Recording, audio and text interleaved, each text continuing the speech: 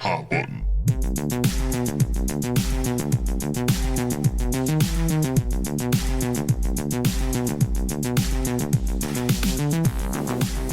So back in July of 2021, the three of us recounted the history of the Unity game engine, an undeniably important tool in the evolution and development of tons of digital software, both directly related to our industry and not. While my and many others' personal feelings on its overall quality could be described as mixed throughout the years, it's the once massively successful company behind it that would recently find themselves in scalding hot water in what perhaps is the most self-destructive move in the history of the medium.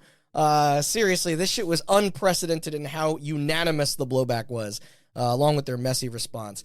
Which is why it was formally decided during our big annual update episode this past November that the only true way to cover the scale of said aforementioned controversy is for this revisit to warrant its own complete follow-up, separated from the 100 or so different topics we've tackled previously. Also, we'll get to the stuff that happened literally right after we fucking recorded the anniversary rundown, like with E3 and Bungie and Free Radical exploding, Skyrim mods somehow returning. Yeah. Can you fucking believe that bullshit? Yep. But no, that'll be for, we'll keep that in the pocket then another day. But anyway, this is Hot Button. I'm Randall Beatrice, here with Austin Blakesley. Hello. And Andrew Banks. That's me. Christmas is past. Let's kick off 2024 with a little bonus for our listeners. Austin, what the fuck is wrong with Unity? Will anybody ever trust them again? Okay, so in our episode on Unity, I tried to cover how the pricing worked. It's very confusing. There are like 4 different tiers. It's like Unity Basic, which is like, I want to make a game and I'm not going to sell it, so it's free. Does that have the splash screen in front? Well, yeah, but that, and then if you intend to sell the game at all, you go to Unity. Okay, Unity Personal is the base, not Basic anymore. They changed that. Then Unity Plus, then Unity Pro, and then Unity Enterprise. There are 4 categories. Okay. So our story begins on September 12th, 2023, when Unity released a statement announcing an update to its pricing policy. Was there any preamble, or they just drop that? Dude, like, this came so out of nowhere and was so bafflingly stupid. I reread it a couple times to make sure that I was correct. Wait, they're charging for that? Yeah. Oh. It was wild in real time to see just Now, as I mentioned, previously Unity worked on a subscription model. There were multiple tiers of licenses. Right. You need to have Unity Pro or Unity Enterprise in order to publish on consoles. Mobile and PC you could do with Plus, oh yeah, okay. But I mean, they're more closed off. Like, that's you also you have to interface with code that they don't own, which is why it costs more. So. Yeah. Right. You have to do Pro if your game hits a revenue threshold of $200,000 or greater. This is how it worked previous to September of this year. In a year? In a year. Okay. I don't know if it was the old one. I think it was in a year. Okay. This new announcement came with a new policy called the Unity Runtime Policy. And I'm going to try and break this down as best I can, but it makes no fucking sense. This would change the payment model as follows. Unity introduced an additional threshold in addition to revenue installs. Now, anyone with a Unity license would still need to pay for that license. That price doesn't go away. You still have to pay the subscription. But also, you need to pay fees to Unity based on hitting certain thresholds. Unity Personal and Plus, the 2 cheaper options, contained a threshold of $200,000 as well as 200,000 installs. Really incentivize those milestones. After those thresholds were reached, you would need to pay Unity 20 cents per install of your game. Fuck off.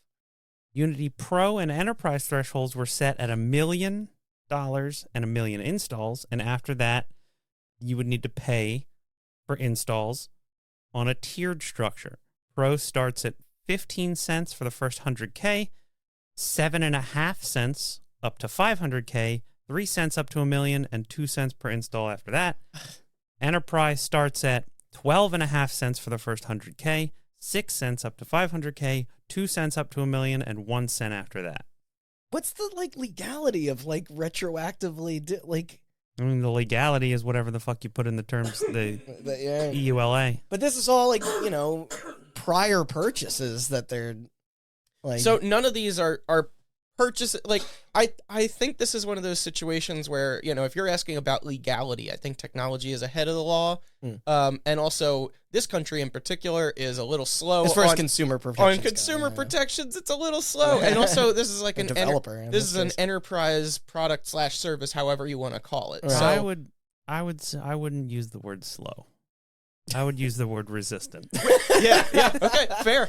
We do get them sometimes, but for the most part, we just piggyback off of whatever the EU does, and it's like, that's still happening. Thank you guys for actually saving our digital products. The only reason we piggyback off what the EU does is because companies don't want to make, unless it's really that profitable, they don't want to make separate products for correct. EU. I'm sure you're going to get into it, but how is Unity doing at this moment that would?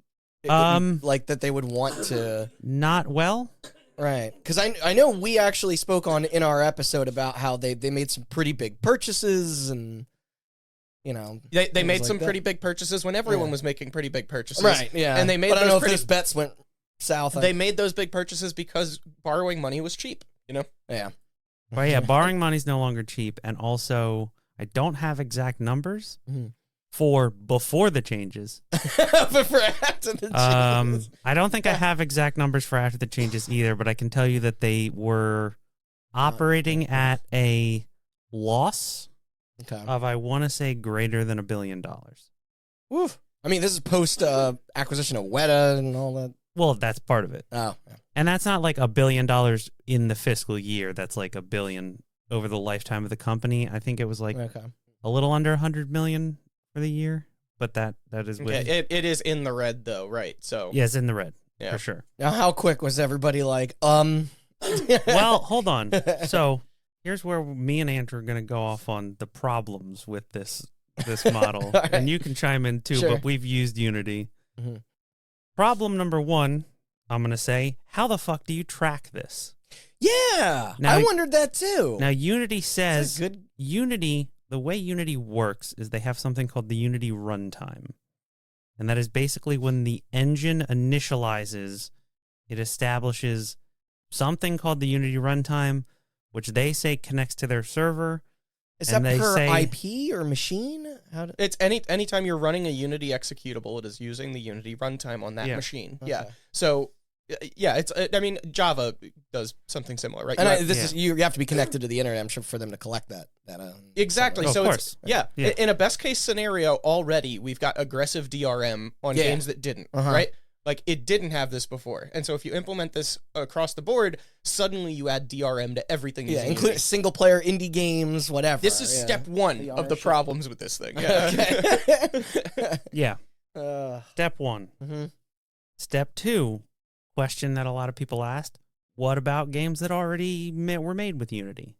Mm-hmm. Are those included? The studios certainly. And the answer that Unity had in their first FAQ of many was yes. This counts for old games as well as new games. Which is absurd. Insane. Insane. You can't even put into words how bananas now let's is. Okay, if we're gonna do this back and forth call and response of here's what this introduces as just a technical specification, and then here's the problem that I'm gonna bring up with it is like, oh yeah, well now suddenly you've got monetary incentives that changed for a whole bunch of games that were already released. Yeah. That now, for whatever reason, if those terms are different and don't work out well, you are pulling games from sale. Much like, with all these streaming issues where it's like, oh yeah, well, we can't relicense this stuff, so now we're going to pull stuff from our library.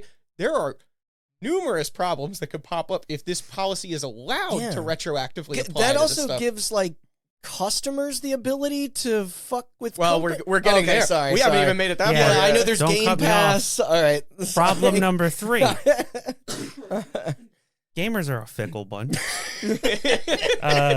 What? They don't like when businesses do things that help them make money, but maybe aren't great for the consumer. I don't know where you're getting that from. Can people install games en masse and Install bomb. put devs out of business. Because all right, so how many more bullet points do you have here? Because I do have a point to make here. I just have one more. You can go. Okay, the big. No, you know what? No, I'm going to save it because we need to make comparisons to Unreal. Yes. And so yeah, finish your Okay, bullet so points. Unity later clarified there is no way to definitively say that they intended this, but they later clarified that it would be the first install on any device would be charged. So if a user wanted to install a game over and over again, that would only count once. But if you have multiple computers, let's say you have a laptop and a desktop, or you have a Steam Deck or an ROG Ally or a Lenovo Legion. A device that you'd probably uninstall and reinstall games. Like, right, but regularly. they're saying like if me and Andrew have a Steam Deck as well as a desktop, Andrew also has right, a like secondary. you have dual boot. Not that you use it that often, but Mm-hmm.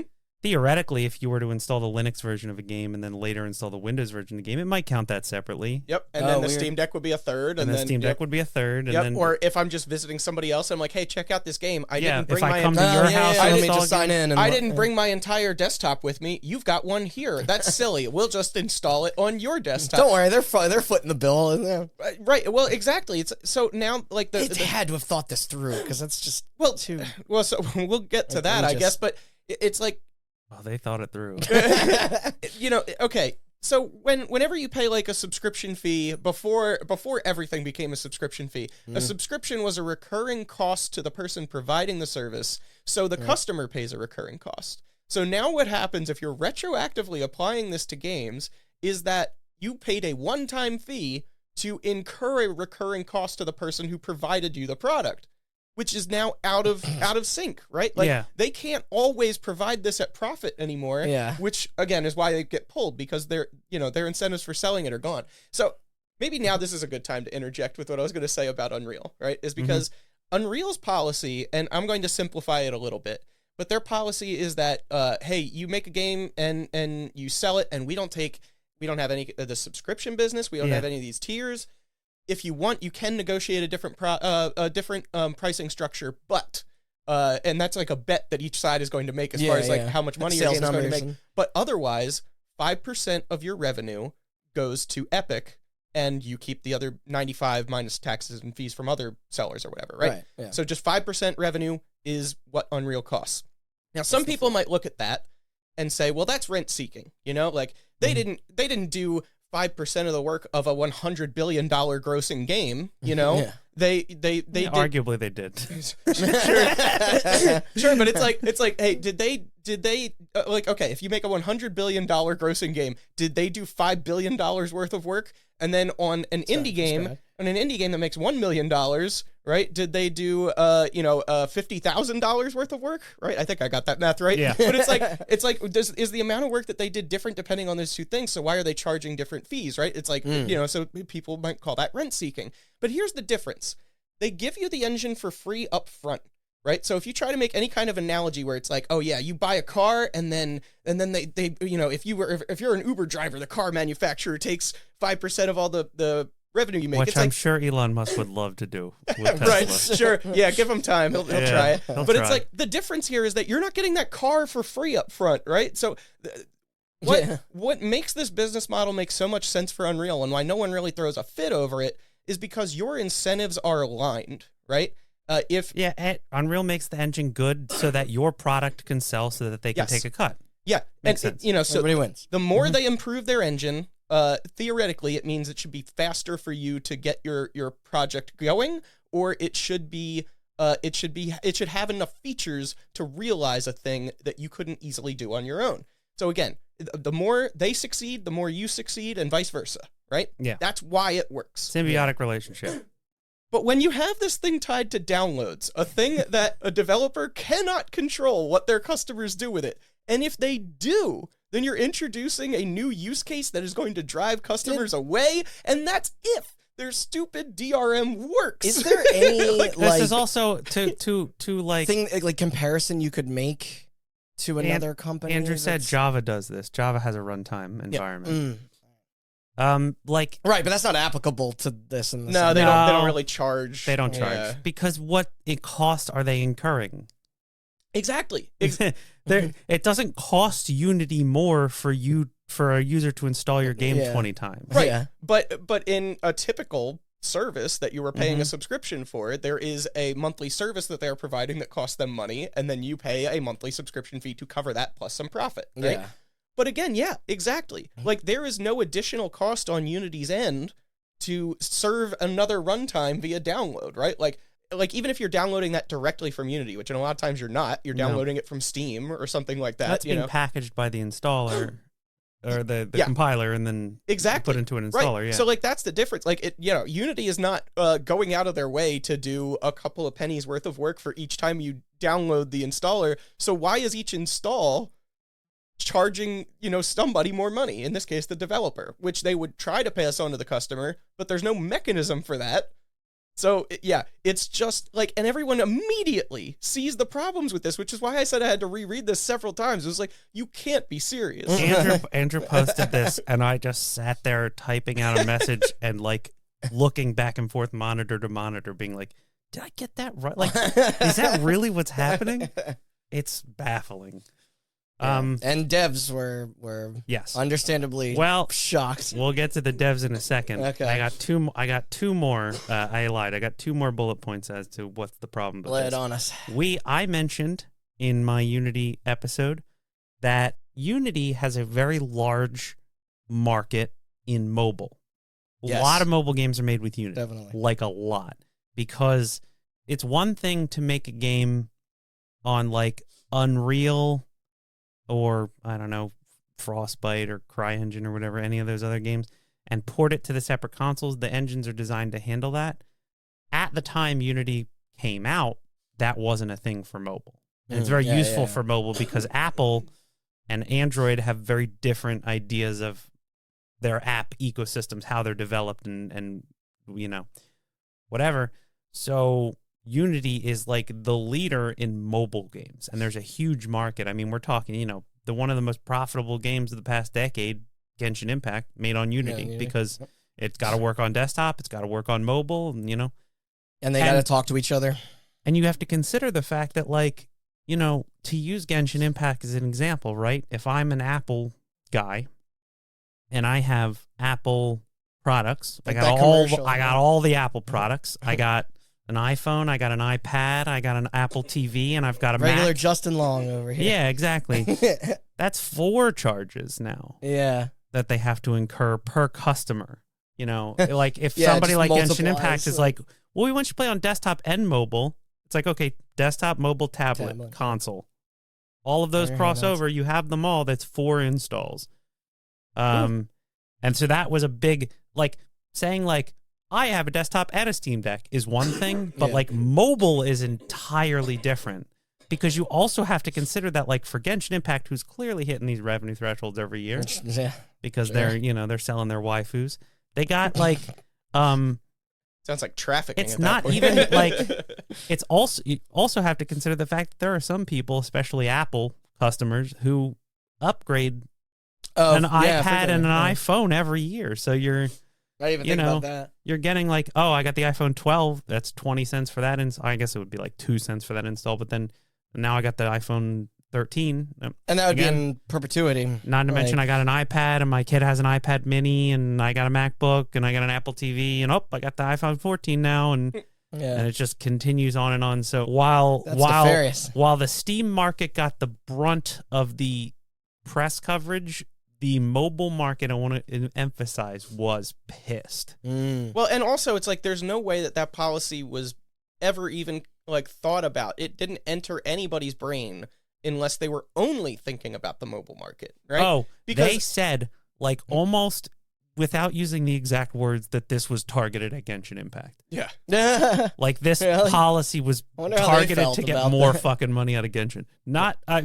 I don't think they felt too good, but also they have Honkai Star Rail now and Zenless Oh, is that Zero, the same people? and they're all Yeah. made with Unity. So, Okay. yeah, they're like, this was like their cash cow. So, Yeah. so I mean, think about it, right? Is like clearly their intentions were, hey, this subscription fee is not scalable, right? Like if we do more work, we still, this game that brings in billions of dollars is still only paying the same subscription fee that the little guys are paying, right? Yeah. And it looks like they're like, okay, how can we make this more scalable? So that way, it's kind of like the reverse way of thinking about how to make the incentives align, except instead of it being like, well, when we make a good product, you make more money, so then we get more money, right? Instead, it was, when you make a good product and you make more money, then we should get more of that money. Yeah. Right? Like, they're from their perspective, they're like, how can we get more Genshin Impact money? So it's like, they went about It's it like changing the rules of a game when you're a kid so that you win. Oh, Like, yeah, it it's- is definitely that. It is definitely that. But it's like, yeah, if their problem was they needed it to be more scalable, they could have just copied Unreal's business model Exactly, yeah. verbatim, and it would have gone over so much And you could better. have copied it less, right? You could have done like Unreal charges fucking what, 5%? 5%. Could have done 3. Yeah. There you go. You're better than Unreal. 3.5 even, you know, Yeah. bump that up, like whatever. And it's like, and that also has benefits for the customer too, because then they don't have to buy this subscription product up front, right? And they've still got revenue streams from the asset marketplace and things like that. But if you want it to be scalable, Genshin Impact would probably be happy to pay like, you know, that percent proceeds, Yeah. because it would be cheaper than Unreal, like you said, or maybe you even tier it so that way when you're super successful, your percentage is lower to try to deter people from going with I don't know. There's 1,000 different ways I could have thought of to make this. There's a lot of ways you can soften the blow, because it's like Genshin's not going to change engines on Genshin Impact. That thing is a monolith. It's a monster. It's constantly growing, and yeah, they're just not like. There's other people that You could have just been like 2%, and they would have been like, all right, fine. But then you're like 20 cents per install, which like. To your point from earlier, 2% of $1 billion is probably more than 20 cents per install. It's just an ass backwards way to do it. It's also like if we're talking about it scaling with somebody's success too, it's like, yeah, this is like one of those correlation does not equal causation sort of things, Yeah. right? It's like, yeah, a really successful game is going to have a lot of downloads, but in any free-to-play game, 95% of the population never pays a dime. Yeah, that's what I was So it's like, so you're still charging them for something that they're not directly getting compensated for themselves, which still makes this math harder for anyone to reconcile into something that you can be comfortable with. the free to play shit is Exactly, and that's who they're targeting, because that's all mobile is basically, yeah, right? yeah. Almost exclusively mobile is first is one's to- free. Yeah, I guess I don't You're know. also targeting a market where people frequently uninstall and then reinstall the game. Oh Yeah. yeah, tons of times. I mean, I guess you know, ad supported mobile games games, do but get you know, more money off of like most of the free to play player base, but it's like it still is not aligned You know with what's- the installs. You know, it's a question that I have. Hmm. So I have Genshin Impact on my phone. sorry. Haven't played it in years. No, I don't like it. How much But space is that taking up? so that's the thing. Apple has a feature where if you're running out of space, Mm-hmm. you can turn it on or you can turn it off, but they will uninstall apps that are taking up a lot of space that you haven't used in a while. They'll stay on your home screen. They'll just have a little cloud icon next to them. I didn't even know that. And then when you go to use them again, it'll download them again. Okay. So what about that feature? What if your phone just like Genshin Impact's taking up too much space and it uninstalls it, and now Genshin Impact's getting charged 20 more? Yeah, I bet that was not communicated with 5 other more companies. fucking cents. 'Cause- Let me raise you that. What if they knew? Oh, they knew. No, what if that wasn't a bug and it was a feature? They're like, shit. Oh, I know. Yeah. Fucking Okay, A. and then the last bullet is very specific to me. I All right. have a broken brain. I I can confirm. like Cookie Clicker a lot. It's not where I thought you were going with this. I'm sorry. I have currently on my browser at home, I have bookmarked the itch.io clicker tag. Most of those games are made in Unity. Well, Sure. less so now, but a lot of those games are made in Unity, and they use the Unity WebGL client. So which how is- does that work? Exactly. This is a thing I Like did for not see. Unity browser-based? did not have to answer for this, and Yeah. nobody covered it because nobody plays games like Flash games except for me. But what is the Unity runtime environment on Huh. Chrome Well, or Firefox, right? Because so Chrome even has a WebGL feature that'll turn off a browser tab to save memory, and then Yes. you go back to it, and then it Yep, reinitializes. That's what mine. Yeah. The WebGL player for Unity, I think, was phased out a couple of versions ago, right? So Yeah. they may not have been thinking about it, but also applied their license unilaterally to every old version. And those games, some of them charge money. Yeah. Like, some of them you can pay on itch.io, pay it whatever you want. Oh, yeah, and you yeah, can play the WebGL version. You can download a version of it from Unity. But to their point, they say they know when the runtime is initialized every time. And the runtime is initialized on a browser every time you go to that tab. That's fucked.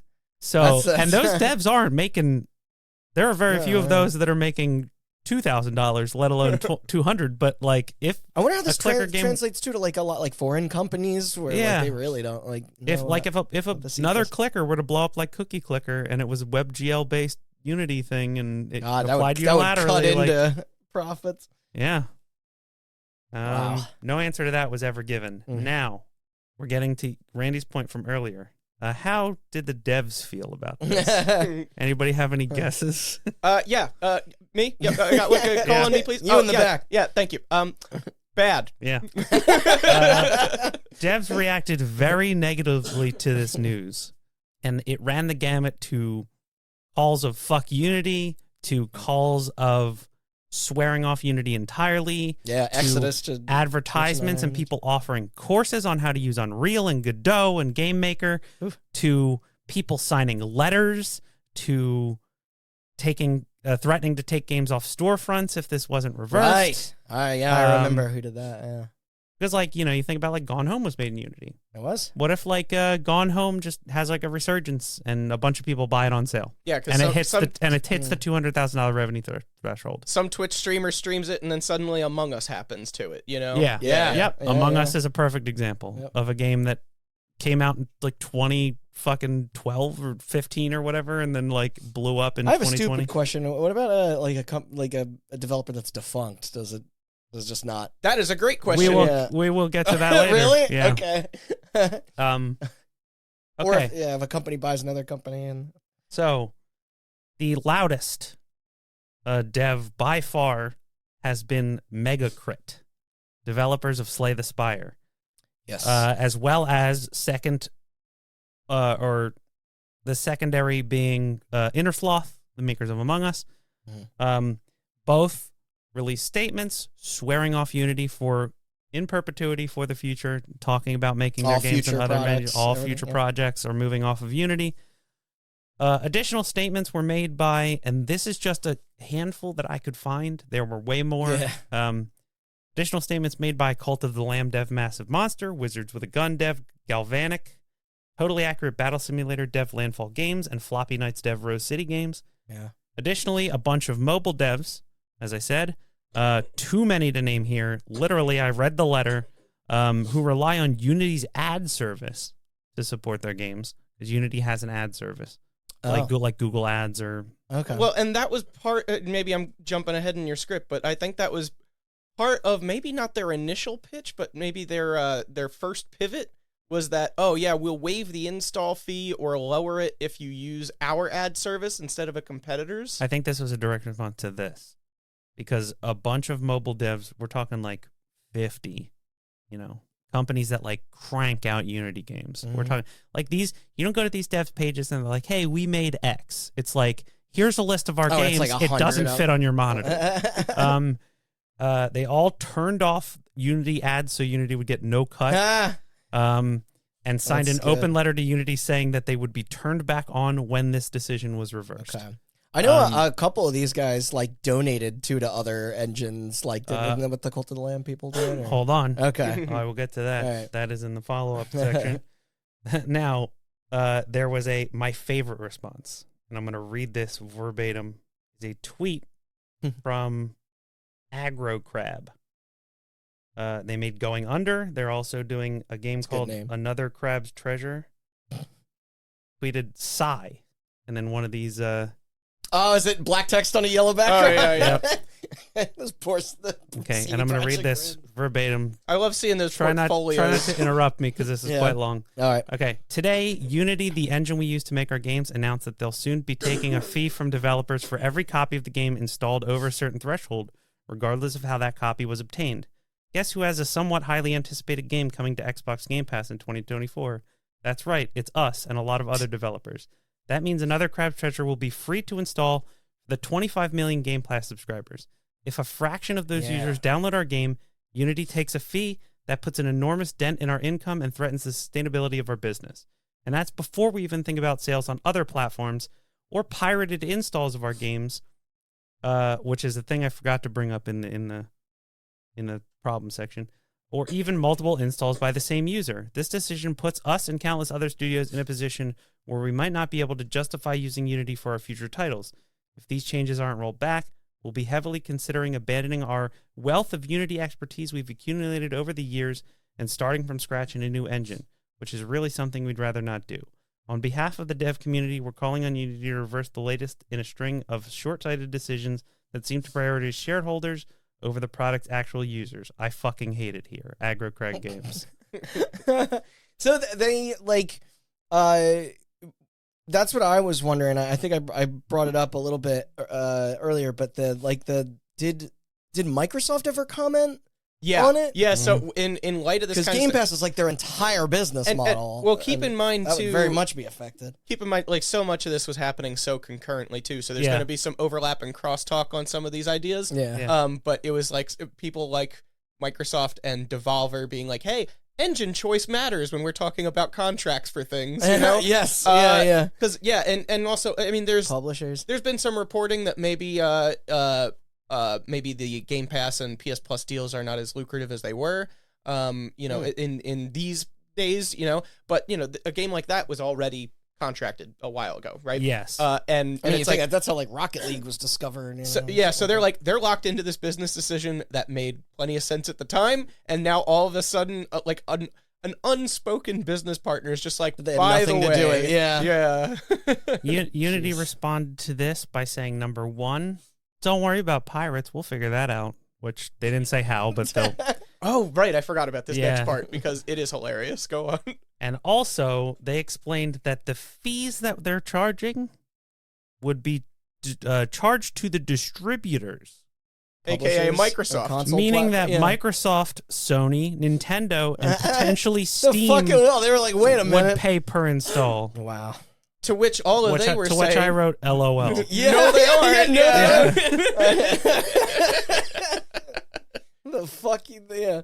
It's like suddenly new Game Pass tier. Not get, a chance. Get Unity games, an extra 2 cents per install. Oh, that would be funny. Well, that's the thing. Because that would never work, they just would stop bothering. They with wouldn't. Unity Yeah, games. they just wouldn't make those deals anymore. Yeah, Yeah, they would just have a clause that your game can't be developed in Unity in the Yep. contract. yeah, or they just oh, vet them manually. Like who does that? I don't know, Matt Booty or something like that. Yeah. Yeah, whoever's making those deals, they're like, all right, so what engine's this in? Or, Unity? All right, but next. Pass, Yeah. yeah. Throw it in the pile. Sarah Bond, Okay. maybe. But yeah. Now, all of this was orchestrated by our favorite former EA CEO and noted shithead John Riccitello. Now, this is funny, though, because I definitely was able to, in the intervening years between when he left EA and ended up at Unity and making this absolute monster of a bad decision, I was able to forget the bad years at EA, because what I remembered is that he tenured over EA during the years where they Is were... this the Game Pass? Well, Online Pass era? I think it was. Okay, So, yeah, and that's- this just came up, like Fuck. that specific thing came Yeah. up at a conversation with some other friends just hours ago. But no, I seemed like, I think, or prior to the story, I thought back to his years at EA of being like, oh, that's when they were cranking out Mass Effect and Dead Space and Mirror's Edge and stuff like that, which is true. But all his nasty stuff came like just a bit down the line after that too. He wasn't there for the loot box debacle. I guess not. They were capable of doing Well, that. they without were him. set on that path. No, that was the robot guy. What's his name? Android Wilson. Android Wilson, yeah.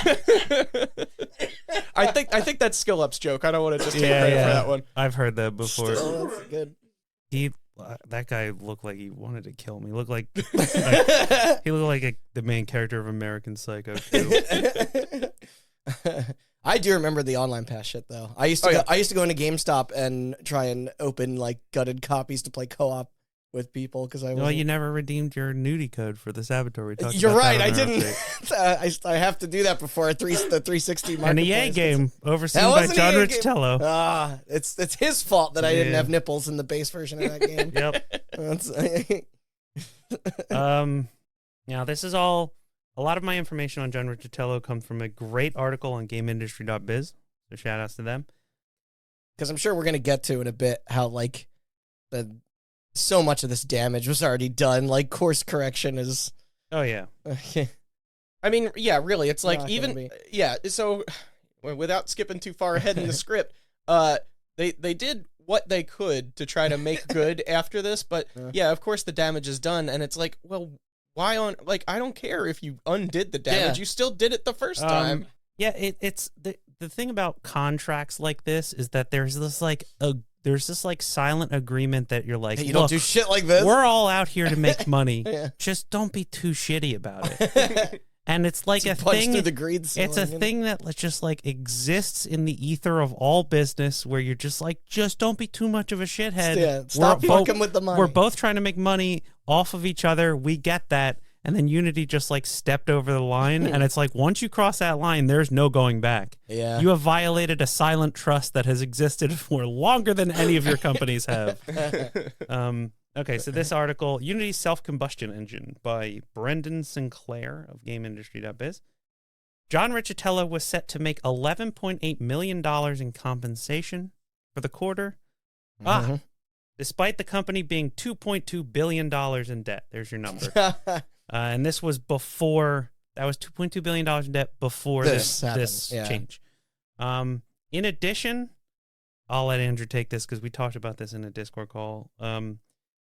He is accused of selling stock before the announcement happened, knowing that the announcement was coming and that would be unpopular. That's not legal, is it? Well, a practice that can be considered insider You're trading, yeah. which is illegal, and he was already investigated by the SEC for doing so in his time at EA, which was part of the reason he left EA. What a chump.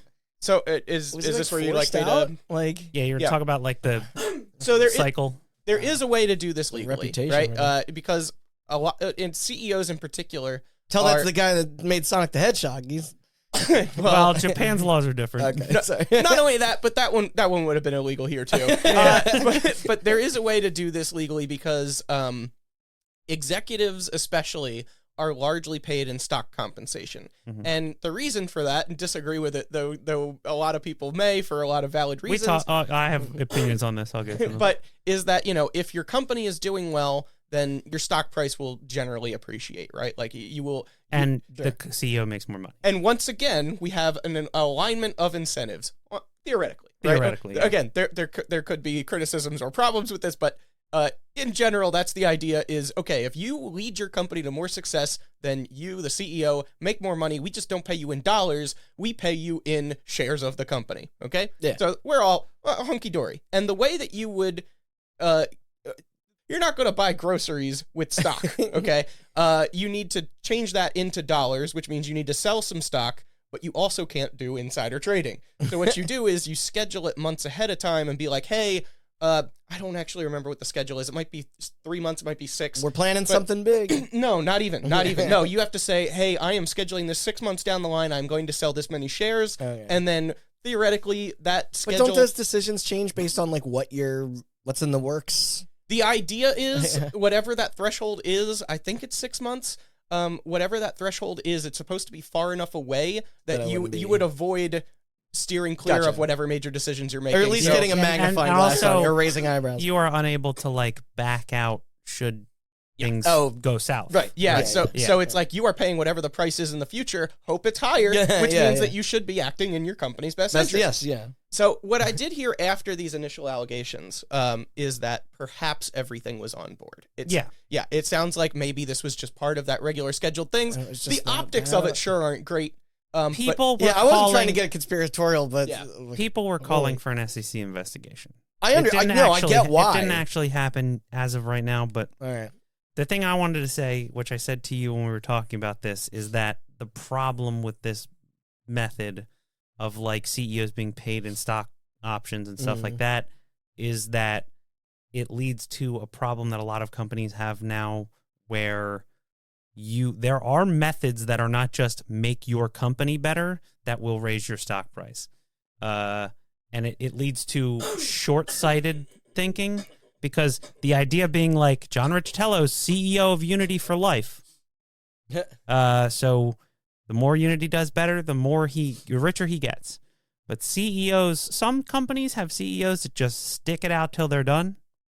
And some companies have CEOs that are there to just inject steroids into that stock price and then get the fuck out.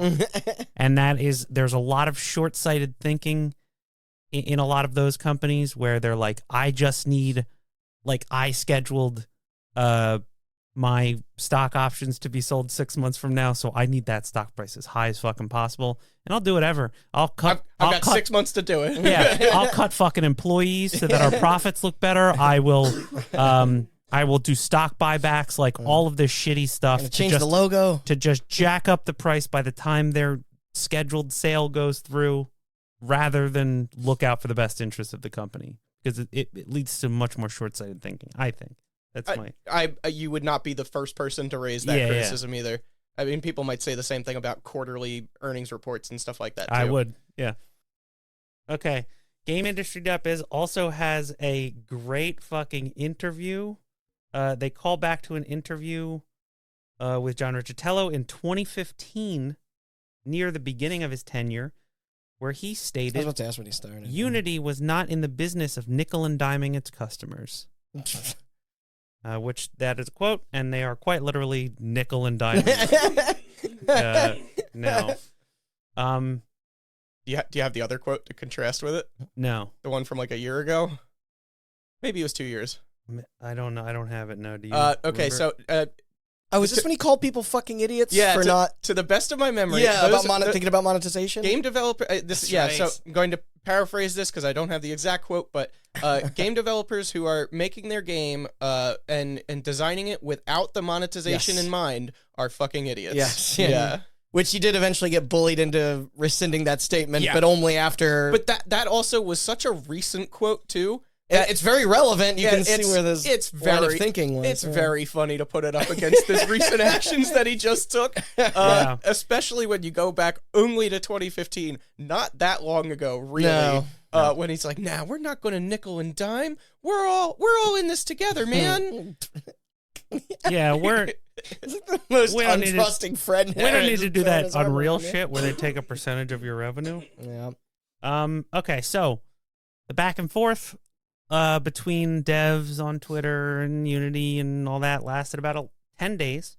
Initially, Unity tried to clarify and make small changes to course correct, and the public, of course, wasn't having it. The game playing public and the game making public both were not having it. Mm-hmm.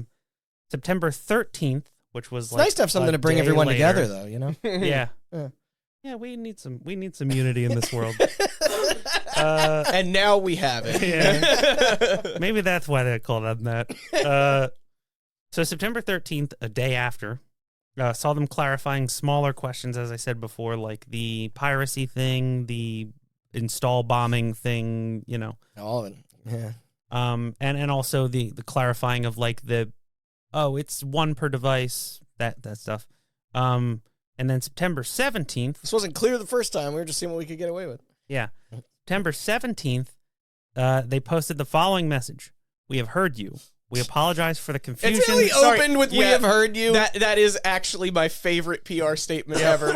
We also, like, you spoke, we listen. That's my next.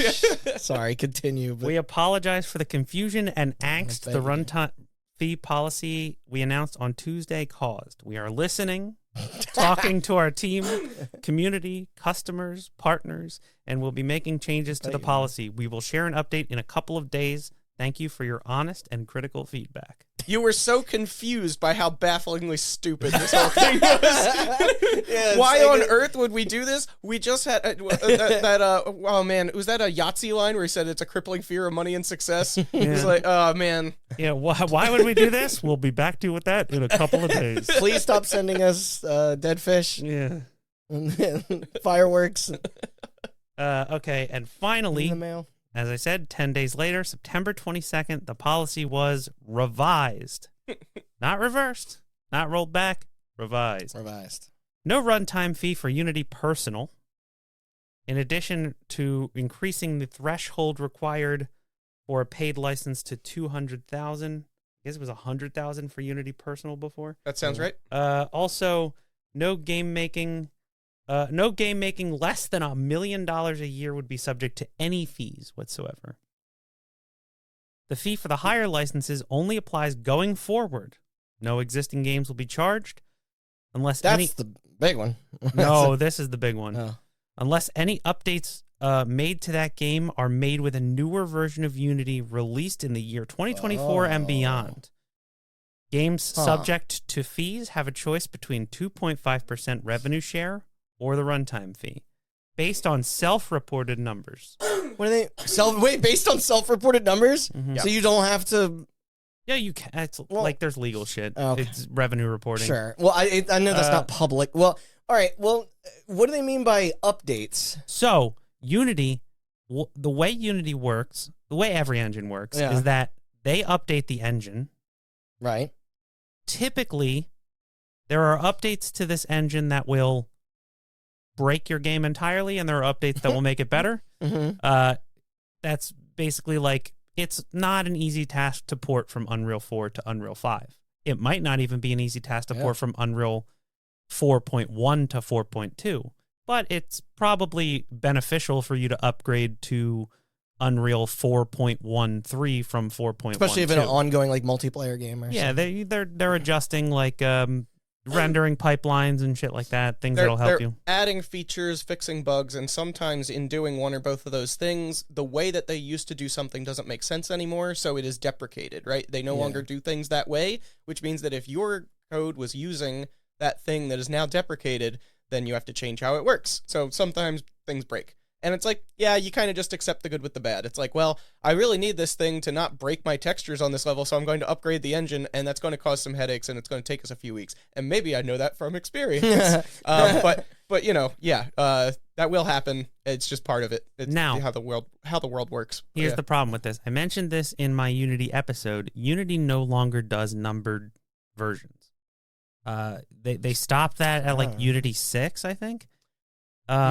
Well, I think Unity 6, in quotes I'm putting, I don't think they ever had one called Unity 6. I think that's when they started just calling it with years, which is where you're going with that. Yeah. Like so Madden? So it's like this is Unity 2023 point whatever instead of like Unreal's 4 versus 5. Because Unreal 4 and 5 are not, there's not a year between the two of those. There's years. Yeah. There's an entire console generation between the two of those, you know?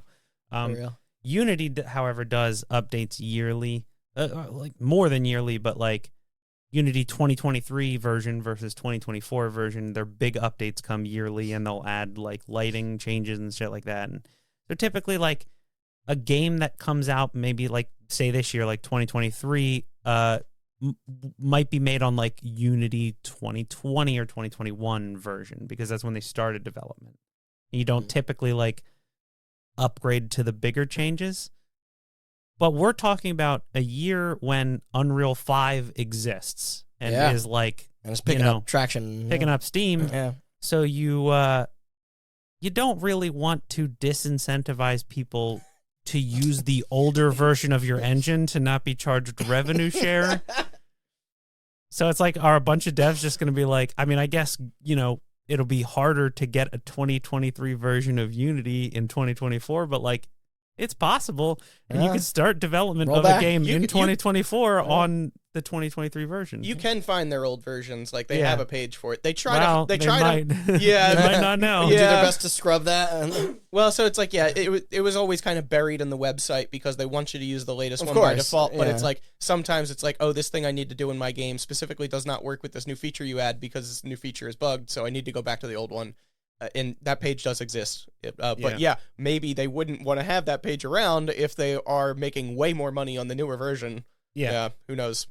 And this is, you know, and this leads to, like, despite the changes, the devs have spoken, and this isn't good enough, right? Like, you're now incentivizing people to stop using newer versions. You've also clearly demonstrated that you have zero problem with just flipping a switch and changing the terms of At service. any point, yeah. So it's who's to say that you start development on Unity 2025, and then by the end, risky. and then by the end of 2025, project and you change it fucking again. Yep. But you realize what you can get away with, and you make smaller changes now. Exactly. I will say, Randy, another real cost here though is that changing engines means training your employees on how a whole new to use that engine, which is time and money, right? Yeah. So it's like, you know, you may only have enough room in your budget to continue using the thing that they already know how to do, and it's or you have a relationship with people that work for that engine company and that helps them maybe. Like, it's an uphill battle. Yeah. It's a huge uphill battle to have to change engines because I bet because the company that made your engine decided to be a piece of shit. Yeah. I guess it's just more like starting a new thing going forward. Yeah. But, Well, devs have said a lot of devs have said as much that they will not be using Unity going forward. Yeah. But it is a cost. It is a cost analysis thing. Like, can we retrain? I forget which like title it was. It was a game that they said we were switching engines and Slay the Spire. Oh, that is, and they're still going. Oh yeah, forward. I'll get to that. All right. Yeah. They're sticking to it. Because it's like a lot Their guns. smaller dev teams will be more agile in retraining than larger dev teams will be. not only that, but Megacrit was blessed with one of the most successful indie games ever. Yeah, so they got money. They've got some. They can make that decision. They've got some walking around money. They can afford to throw a year into the fire and then take another one from Fair there enough. and then start over, right? Because they can be resolute and be like, no, you broke our trust. Yeah. And other people might be like, we're still at your mercy because we can't afford to do something else, you know? Make an example out of them. Sets a precedent for Megacrit can afford it, and they're probably not happy about having to do it, but they Oh, can. yeah, I'm sure. But they can do it, yeah. Many devs have gone on record as saying that they are looking into options like Godot, GameMaker, UE5, Mhm. stuff like that. Depending on, I guess, the scale of your game changes your needs, but there's options. Unity ain't the only game in town. The trust is officially Those broken. conversations are- And as such, 2 weeks after these changes were made in October, beginning of October, John Riccitello officially retired, big air quotes there, from his position as CEO and chairman of Unity. James Whitehurst, former CEO of Red Hat, was made the interim CEO. The company is looking for a permanent replacement, and Riccitello will also stay on to ensure a smooth transition whenever a new CEO is appointed. Unity's stock price took a hit, falling from a high of $48 per share in July to $39 after a bad earnings call in the beginning of September. Right before this, all the way down to $25 per share in the beginning of October. Woof. So half? Yeah, Yeah, that's like half. it is currently at $40, so it is going That's back kinda, up. It's just that Futurama bit where they're announcing the changes and you watch the stock price behind them. And our last update on Unity, this is from Ash Parrish at The Verge. On November 9th, 2023, in a Q3 earnings call, Unity announced losses, surprising, as well as saying they would, another air quotes, likely be performing layoffs as a cost-cutting measure. Weird. And this is a direct quote from the Verge article. For it. The company says it is assessing its product portfolio, quote, to focus on those products that are most valuable to our customers, and is, quote, evaluating the right cost structure that aligns with the more focused portfolio. It plans to make changes during the fourth quarter, and they likely, quote, likely include discontinuing certain product offerings, reducing the workforce, and reducing office footprint. The company expects to complete its changes before the end of Q1 2024, so March. All right. Yeah. Well, I guess tune back in for Yeah, tune back in next year, Yeah. but I'm not done. Okay. So this is a little fun section. That's the end of the Unity stuff. This is a little fun section. The other engines I like fun. have Wait a minute. responded. Did you get the Weta stuff in there? No. Oh, so they after they bought Weta, they officially spun that back off or something like that. And I think they were There's like a difference between Weta Digital and Weta Imaging or something. I think we got to look this up. We got to pause and look this up right now because I believe they got spun back off and then maybe purchased back by the original owners or something. No, is that really? They may have like lost money on it and then had them go. I need to see what happened to this again. This is an article from November 29th, 2023. That's recent. Nicole Carpenter at Polygon. Unity purchased Weta Digital in 2021 in a $1.6 billion deal. Yeah. Unity is laying off 265 people, or 3.8% of its workforce, as it undergoes a company reset. It sucks. It's not their All- fucking fault. No. All 256 laid-off workers were part of Unity's Weta Digital division. Alongside the layoffs, Unity is closing 14 offices and ending an agreement with Weta FX, the new company made of the legendary VFX teams owned by Peter Jackson. Yep. It's been in place since the Weta Digital acquisition. Yeah. I knew they had different, like, Yeah. So Weta FX announced that it will attempt to hire as many of the team as possible in a move to expand its research and development capabilities. And Unity will keep the tools it acquired, which will be available to Weta FX. Unity's need to refocus its efforts on its core business and change its relationship with Weta FX was not something we had planned for, Weta FX said. Maybe you plan should have planned for it. That We are- partnership did not last long without issues, man. That was We are endeavoring to hire back as many Short-lived. crew as we can. However, there may be a few roles that will not be able to accommodate within the new structure. So, yeah. So Weta got their payday. Is Yeah. going to get some, but not all of those people back working for them again. A lot of those people just got screwed yeah. in Yeah. this What did Unity intend to do with them again anyway? Just They never Uh, specified. It was just, I mean, It was in a direct competition with Unreal. right, because Unreal was getting into visual effects for film and cinema and stuff. Yeah, So- Unreal. It was a big thing when the Or when Matrix came out. Yeah, Matrix used Unreal. Mandalorian used Unreal. A lot of Yeah, stuff. A lot of yeah. Disney stuff. So used you were Unreal. seeing their like logo. Yeah, on there were like projects. news articles where the Mandalorian was made entirely in Unreal Engine 4. Yep, It's yep. like, okay. So I think that I think you're right. I think that was Unity just and then being Unity, like, Unity was like, we'll show you a Mandalorian. We'll buy the Lord of the Rings people. And then they fucked that up like they fucked everything else up. Okay. We're going to talk about other engines now. yay.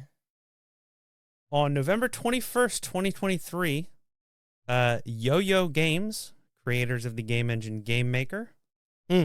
who is Hotline Miami engine. owned by the browser company Opera. Did not know that. I didn't know Huh.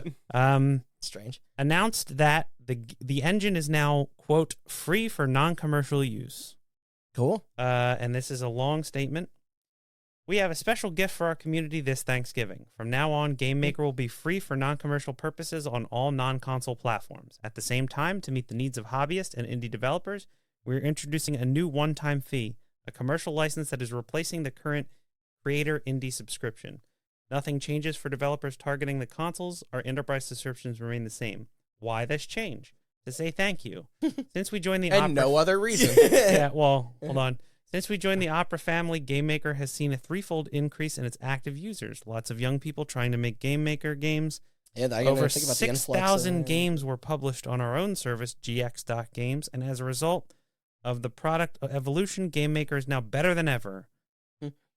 And a bonus, it can now also be used to create animated live wallpapers that can go in the Opera GX browser or directly in Windows. It's about time. That's just the start, though. All our asset bundles will now be free for everyone. We have seen other platforms making awkward moves with their pricing and terms, so we thought, Awkward. Man. what if we They did will the- not be named. We don't really know any off the top of our heads, but I just nebulously. I can imagine the faces that they're making. Like they're like, Yeah. Guys, I didn't put Unity in there, but like you get it, right? Yeah. Okay, got it. What if we did the opposite, something that could actually be good for developers? Our success is measured by the number of people making games, so here we are. Happy Thanksgiving. The new pricing structure reflects Game Maker's commitment to making game development more accessible and flexible. The free version serves as an entry point for beginners. A one-time commercial fee is for the curious ones, and the subscription-based enterprise tier provides a scalable option for more experienced developers and professionals. Oh, and if you're already an existing subscriber, you may be entitled to a free commercial license or a discount. Check out our FAQ for details. Neat. Yeah. Do you have an update in there about Godot? This is the one I'm most personally interested in, having like barely worked in it at all, Yeah. but I really like what Godot is doing. I like the cut of their jib, you know? So they got into a little bit of high water, but we'll get into that in a second. Now, Godot, I have a couple game devs responding about Godot. Randy alluded to this earlier, but many game devs pledged additional funding to Godot in a pledge to abandon Unity and move to Godot. Megacrit, developers of Slay the Spire, participated in a game jam called the Jump Ship Game Jam. I want to see if you can figure out what the theme of that That's one was. cheeky. Yeah. And Megacrit participated. They made a game called Dancing Duelists on October 17th, which was a test game made entirely in Godot within the time of Game Jam. In a Steam announcement about it, the studio said, due to recent events, the Megacrit team has been looking for an engine to migrate our next big game from Unity. So we've been working on this little game for a few weeks now to acquaint ourselves with Godot, our new official engine of choice. It also just so happens to coincide with the Jump Ship Game Jam, an event that encourages developers to branch out and create something with new engines and new tools. We're super proud of how this project turned out in such a small time frame. We'd love for you to check it out. If you want to try it, it's available for free on itch.io. I played it. It's okay.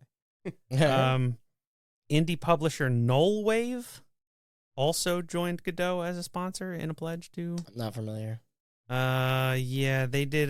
The only thing I know they did is Tape to Tape. Oh, okay. That came out last year. Yeah. The hockey Yep. hockey game? Yeah. Or Relogic, that was this year. the devs of Well, Terraria. this year for the recording, last year for when it goes Oh, live, yeah. probably. Yes. Sorry. Real-time correction. Relogic, the devs of Terraria, Mhm. also got in on the sponsoring Yes. fund. I saw their quote floating around. Yeah. And then this was my favorite. Richard Curie of The Register wrote an article about devs John Warner and Trevor De Silva, who developed games together under the moniker Moonstruck. They created The Fall. Remember that game? Not Oh, really. yeah. Yeah. I mean, I remember it being pretty, Mhm. like Okay. people liked it. Yeah. But they created their own game in a week to try and test out Godot. The game is called Install Fee Tycoon, and it is a clicker that is exactly what you think it's about. And here's a quote from the pair that developed the game. The most hilarious outcome here is to get into a point where if we had built this on Unity, we would have owed more money than we made. So we're going to launch the game for the lowest price Steam will allow. For the lulz, of course. It's at And- 3 cents. Hold on. Yeah, I mean, you probably get down to one, right? I don't know. And we're going to track installs. We'll then publicly share install information as well as what we would owe Unity in this case. But not only that, we're going to seed a pirated version and track those installs. Trevor and I both have very fond feelings for Unity. I think it's clear to everyone at this point, including Unity, that the proposed changes were a mistake. We want Install Fee Tycoon to stand as a hilarious memory of what might have been if the entire games industry didn't collectively explode in a panicked revolt. We want to highlight the absurdity of this whole thing. The game will sell on Steam for... It says here, he said... 69 cents. De Silva added the game will sell on Steam for 40 cents. We had hoped for 20, but tragically Valve actually wants to make money. But I checked it, it's 99 cents. Currently on sale for 49 Woo. on this winter sale. If we get very lucky, we'll get into a position where we would have owed more money than we made. Had this been released in Unity under the proposed plan, it would be the perfect punchline to our joke. As John said, we had a lot of love for Unity. They're certainly correcting this blunder, but it's still funny to think of the bullet we all collectively dodged. That's some dedication to a bit. These Yeah. guys are great. Yeah. I love them. Now, here's the hot water for Godot. On December 7th, the Godot Foundation established W4 Games, a new company that shares some employees, meant to help with console porting for Godot. Yeah. The company announced $15 million in Series A funding. Also on December 22nd, 2023, they announced console pricing structure for, I guess this W4 Games is like a support studio if you want to port Godot games to consoles. So, yeah, you know the reason for that, right? No. Okay, so Godot is totally open source under MIT license. Yeah. That I knew. So, yeah, you can do whatever you want with this, right? Like, there are other... we'll get into this in a script I wrote at some point, but there are other open source licenses that make sure that anything that you do has to continue to benefit future people who use the code base. Right. MIT license is like, we don't care. You can make changes and keep them secret. You can make changes and make them available. You can charge money. You can not charge money. Whatever you feel like, it's all fair game. But because of that, console ports require the use of code that is incompatible with this license, right? Sony's code, Nintendo's code, Microsoft's code, that they cannot legally include with it. So what they had been doing is they mentioned a couple of partners that they had worked with in the past, and they're like, you can hit these guys up, they'll help you, port the game to consoles. But especially as this engine gets more popular, eventually you're going to hit the limit of how much supply these guys have in the market, you know? So they probably can't keep recommending them forever. And also, hey, suddenly, weird, a whole bunch of money just materialized for Godot out of nowhere. This makes sense for them to do. And that way they can, that way they can keep their engine open source and then still provide this. So gotcha. I'm actually not sure where the hot water comes in, just because I do fully get why they can't. So do I. Yeah. I think it's people basically not understanding what you just said. Okay. $800 a year for one console, $2,000 a year for all three, the big three. Is it front prices? Yeah. Now, keep in mind, there's nothing stopping you from porting it yourself. You just got to read a lot of documentation and work it in. Still, that's tons of... The Godot, the engine itself is open source, and the way that it's funded is through the Godot Foundation through donations. It's very similar to how Blender works. Actually, I think they based it off of the way Blender the 3D is rendering program? Yeah, okay. yeah. Because Blender is not is also open source. It's not like a for-profit company. They take donations, and it's so good at this point that people use it over like Maya and all those products. Yeah. People were upset because they thought that this was them trying to pivot, I think, from the Blender model of like open source, nonprofit, donation based to company with shareholders. So they just thought it was money. Opportunistic? Or? Yeah. Okay.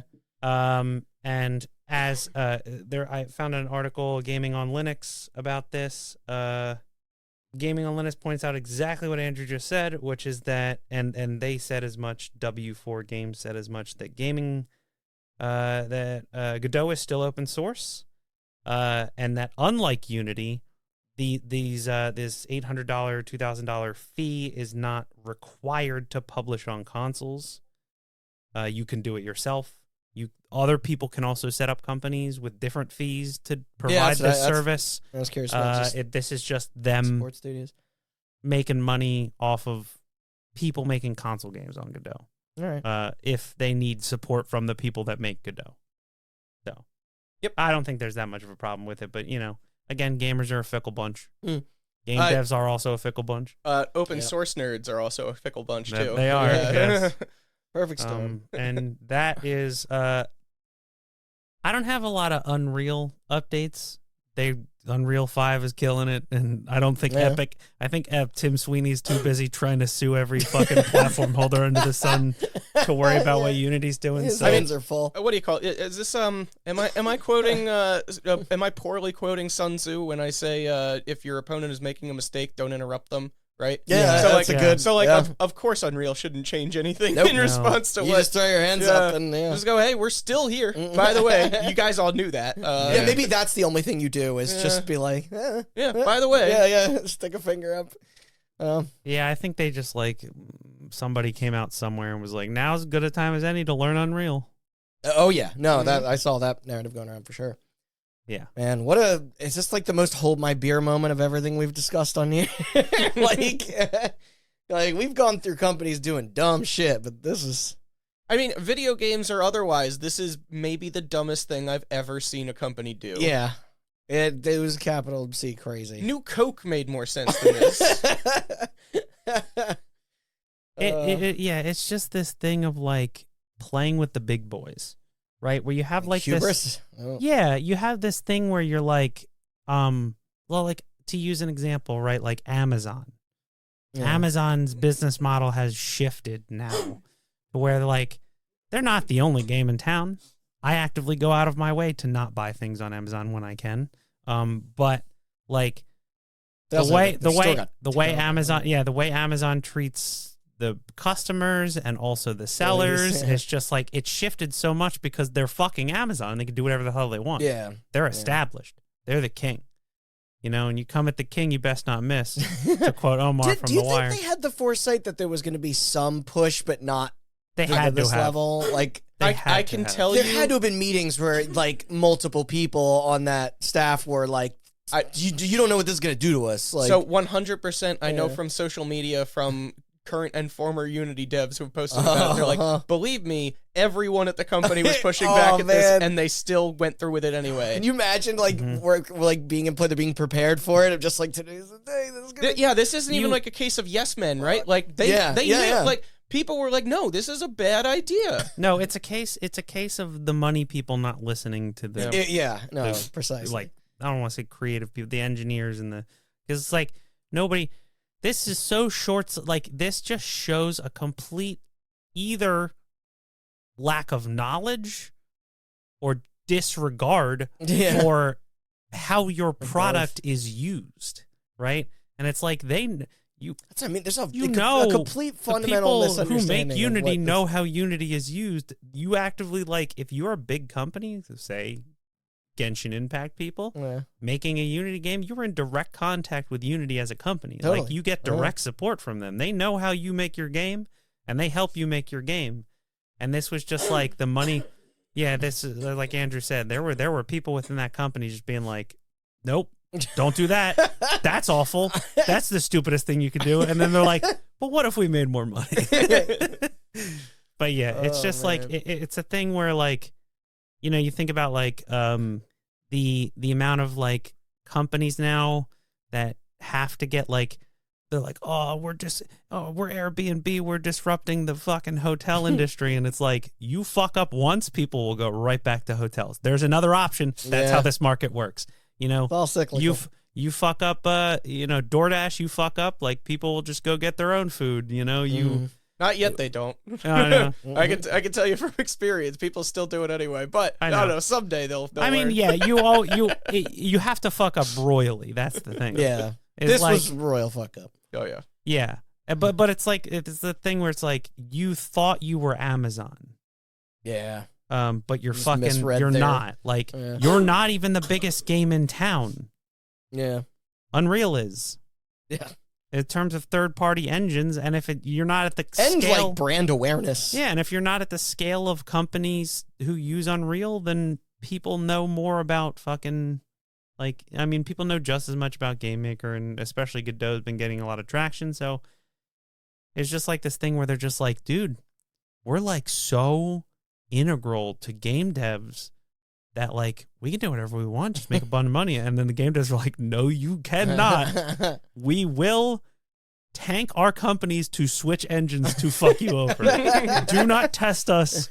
We will bite back. Yep. Yeah. What do you think Indeed. was dumber, this or the Juicero? Did you say? That came up on our recap because of the company Fuse Project who designed it also designed the Ooh, yeah. the Ouya. Oh yeah. Mhm. Um, They're still around. This. They're still yeah. Well, I mean that was just a complete and utter scam. and that's a like terrible, that's shitty like product, Silicon but- Valley shit where somebody just has money and they're just like, I want to invest in something that's going to change the world, but I can't think of anything that needs changing. So I'll just invent a problem that nobody has and then fix it. That shit happens all the time. This is like This is igniting your own empire, though. yeah. Like, This is it's- like you this know, is like the crumbling of an empire is an being esta- like there was an hubris, established, just like- completely tanking a company that, for the most part, Randy's feelings on the engine aside, like Unity. I said it in our old Vindicated, episode. yeah. Unity is a good was a good company before they got they were bought up. respected. Nope. Yeah. Nobody wants to vindicate Randy's opinions. I'll tell you right now. So and we still won't. yeah. Yeah. Look, and not even I predicted this shit. This has nothing to do with the quality of the engine. This just has to do with the business Maybe if model, the engine was worth it. which we did I know, cover. I know. We did cover on the episode when Unity's like acquisition of that weird spyware company and all that shit. Like they've Right. been Yeah. pivoting into Forgot about weird that. shit for a while. Speaking of covering, I didn't mean to allude in the opening with the. We will get to them other subjects eventually. So stick around to next fall to hear our thoughts on those. Yeah. everything else in the recap. Mhm. But I don't know. Any closing thoughts? I'm just in awe at how Yeah. stupid it was. Really, It was funny because we did our update, Yeah. and then we did our Game Awards episode, and I remember I think I brought it up to one of you or both of you. We're watching the Game Awards, and there were Oh, right. there I were think a you did decent mention this. If we were there gonna were a see, decent number of games made in Unity that right. were shown But off there was there. only one. There was that- only one that proudly declared that it was made in Unity, and it was it was Den of Wolves, Was that the GTFO? the GTFO people's Okay. new game, the heist game. which they're going to continue to work in what they know. Yeah. Right, but They're it not was a huge. It team. was. I mean, the trailer just yeah. said like I'm proudly made in surprised they Unity. didn't I was like, pay you're to- proud of that? We'll see what the radioactive Half-Life is on and everybody else's perception of this company, but I mean, I think they'll. I'm sure they'll survive. But Yeah, people will forget. People will continue to make Unity because it might cost too much to change, but also, well, we'll know the full results of this like down the line. Like, oh yeah, you know, years like from now. yeah. So Godot right now is where Unity was over 10 years ago at this point, right? Yeah. So humble beginnings. yeah, so I mean, like, there's they're starting to get some banger hits like Golden Idol and Cassette Beast that are coming out in Godot. I didn't know and- Golden Idol was that, man. Yeah, so Wasn't Cruelty Squad? I think that might. I think so. Yeah, I think yeah. that was- So it's like, I yeah, thought they're that was they're Unity. sorry. no, That's not Unity. no. It's like they're starting to get these big hits that'll get other people interested in the engine too. Unreal, of course, is Unreal. You know, Yeah. if you need the high They're end, not going nowhere. if you need the high end or you're just comfortable in it, it is Yeah. a very versatile engine. So Sure. like they're going to keep on doing what they're doing. Yeah. Oh Um, shit! Dome Keeper was made in Godot. That game rules. Sorry, continue. But it's like, yeah, I do wonder what the market share looks like, and like I said before, I'm rooting for them because I like what they're doing. Yeah. So I do want to see them continue to thrive. and like And they haven't been shitty and fucked everyone over yet. Well, so- it's open source, so I know, yeah, yeah. they're not at the whims of a corporate entity if they do something stupid. the Yeah. the thing about Unity is much like it's very analogous to the Blender situation with Godot, because like the thing about Unity is that like Unreal is like wizardry. Like if you're making a game that's going to cost $100 million, right. it's so much more cost efficient to use Unreal, and they got them tech wizards there that are doing God's work, making like, you know, the fucking whatever the hell Blade 2, whatever Yeah, the hell they're doing yeah. with that, and looks incredible. But like, yeah, it's like Unity's whole point of existence was like, hey, is Unreal just like too complicated and too heavy for you? Come on down here. And then it's like Godot is just like not that complicated. Like Unity's not that well optimized, or that like it was just at the right place at the right time, and you Yeah. think you're hot shit and you're not, and now we exist. Yeah. And we will be the a same lot more fucking welcoming thing. and- Yeah. So this is an incredibly stupid decision. It's just like, but it's just the way the fucking market works. They're just like, we gotta like, everybody knows about Unity. We put our splash screen on a bunch of games. Like, how do we monetize this? And it's just like, just keep doing what you're doing and That's stop yeah. buying Weta Digital for billions of dollars. That's why you're $2.2 billion in debt. Just make a fucking game engine that works. They would've been and fine. Isn't Unreal, Yeah. yeah. Just come out and say 2%, 2% of your revenue. Constant growth. Yeah. Oh God. All right. Plugs. Plugs. Okay. Yeah. Thank you for listening. Yeah. Apologies for the coughing, by the way. Still recovering from being sick. I just do that all the time. I didn't cough once. Make me laugh. I'm very funny. So yeah, this was a little. To hold, We had y'all over. We had Andrew in town for the holidays, so we figured we were initially going to do Game of the Year, but that's going to be a bigger endeavor, so we figured we'd knock this little update out.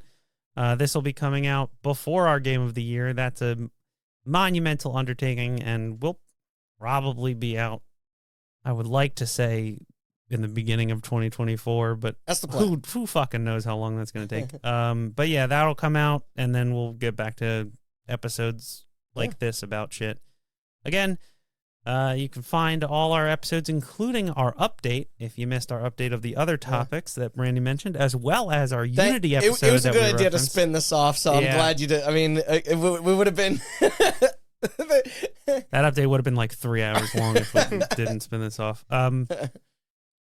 And you can find that and the Unity episode and many more at hotbuttoncast.com, as well as all the podcast services, Spotify. And If you like stories about game engines, we did the the Epic and Silicon Knights one years ago. I want to do a Frostbite episode at some point. Yeah.